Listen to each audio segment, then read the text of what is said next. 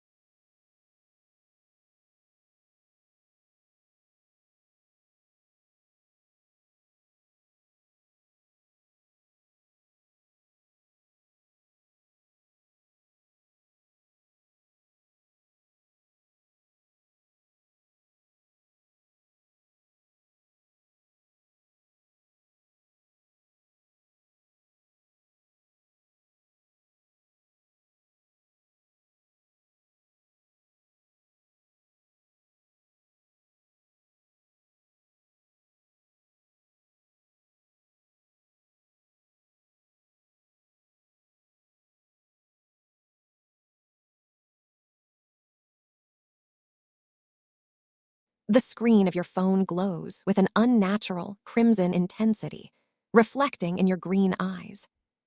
You press your thumb against the red eye icon. For a moment, the air in the attic turns frigid, and the dust motes freeze midair. The world around you warps, the colors of the cluttered room bleeding into a surreal, monochromatic blur before snapping back to reality. What? What was that? The app doesn't open to a menu or a game. Instead, a distorted voice echoes from the speakers, not a digital recording, but a sound that seems to vibrate inside your skull. It speaks of metaphysical navigation and distorted desires. As you stare at the screen, a name flickers into existence in the destination field. Suguru Kamishita. Below it, a location, Shujin Academy. And finally, a keyword. Castle. The heavy silence of the attic is broken by the sound of the trapdoor creaking. A small, sleek creature leaps up from the stairs, landing silently on a stack of old magazines. It isn't a stray cat from the streets. Its blue eyes possess an intelligence that feels disturbingly human. The cat tilts its head, watching you handle the phone with an intensity that makes the hair on your arms stand up. It doesn't meow. It simply watches, its tail twitching in a rhythmic, predatory fashion. So you've been chosen too. Interesting. I didn't expect to find another one so soon in a dump like this. Did a cat just speak to me? The cat sits back on its haunches, looking entirely too comfortable in your private space. The red app on your phone begins to pulse faster, the vibration traveling up your arm and settling in your chest like a cold weight. The sun has fully set, and the attic is now swallowed by shadows, save for the blue glow of the cat's eyes and the red light of the metaverse navigator.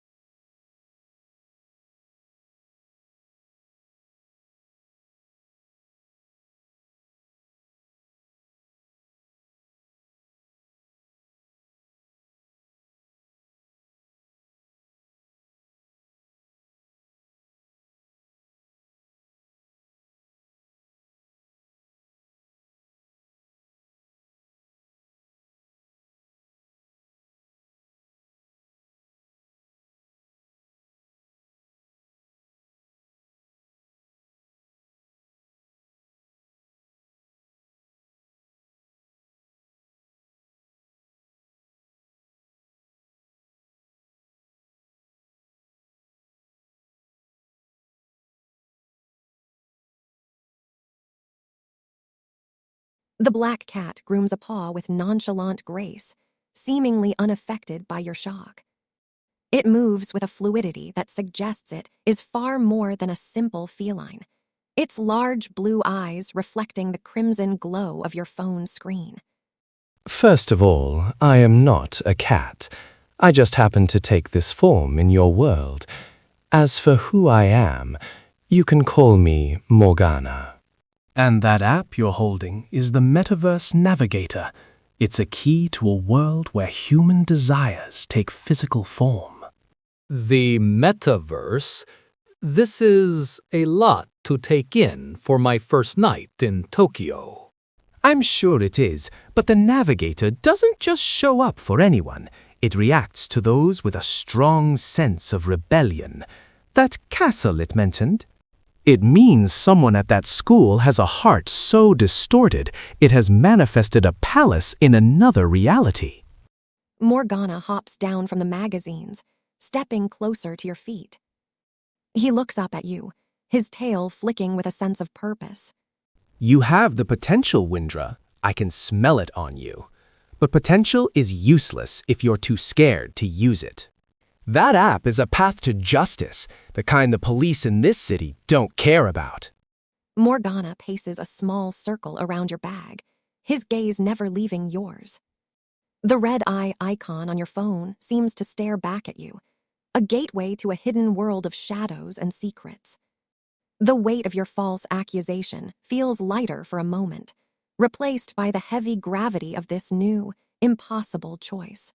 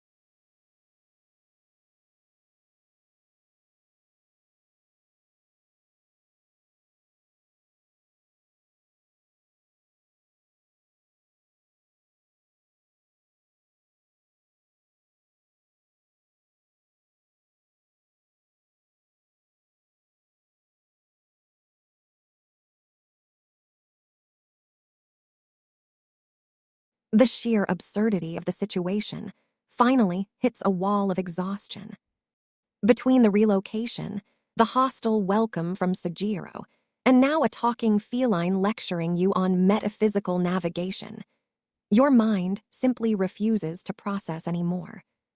You let out a long, weary sigh and toss the phone onto the worn mattress. I've had a long day. I'm going to sleep and hope you're gone in the morning. Hey, you're just going to ignore me? I'm trying to explain the very fabric of reality to you. You don't answer. Instead, you begin to unroll your bedding, pointedly ignoring the blue eyes tracking your every move. The attic is cold, the draft from the window carrying the scent of rain and city soot. Fine, sleep. But the metaverse doesn't just go away because you closed your eyes. We'll talk when your head is clear. Morgana leaps back toward the shadows near the stairs, his silhouette vanishing into the darkness of the lower floor. You collapse onto the bed, the springs groaning in protest. Sleep comes quickly, but it is far from peaceful. You dream of blue butterflies and a prison cell made of velvet. The next morning, the harsh sunlight poking through the grime wakes you. You dress quickly, your exotic robes feeling like a second skin as you prepare for your first day at Shujin Academy. Downstairs, the cafe is empty of customers, but the smell of fresh coffee is potent. The walk to the station is a blur of navigation apps and crowded sidewalks. As you approach the school gates, the atmosphere shifts. Students in dark blazers whisper as you pass, their eyes lingering on your maroon robes and jeweled belt. You are a vibrant anomaly in their structured world. Near the entrance, a girl with wavy, light brown hair and a pained expression stands by the gate, looking as though she's bracing herself for an ordeal. She looks up as you approach, her blue eyes widening as she takes in your appearance. For a moment, the heavy cloud over her expression lifts, replaced by genuine curiosity. She seems to be struggling with something, or someone, at this school, much like you are.